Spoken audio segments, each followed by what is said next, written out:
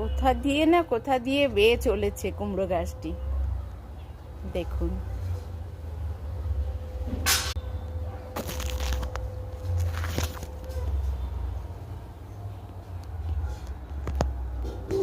গোড়াটা দেখুন, এই যে এখান থেকে গাছটি উঠেছে সোজা এই মাচাতে। আপনারা কি বলেন কমেন্ট করে বলবেন, আমরা তো মাচাই বলি।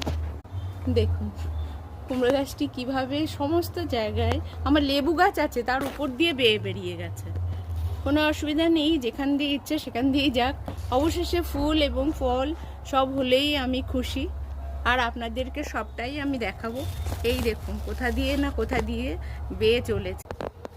এই দেখুন প্রাচীরের উপরে যে নেট দিয়ে ঘিরেছি অনেক উঁচু, দেখুন তার উপর দিয়েও বেয়ে চলেছে। যাই হোক, যেখান দিয়ে যাক না কেন, পরে এই সাইড দিয়ে আমি কিছু সাপোর্ট দিয়ে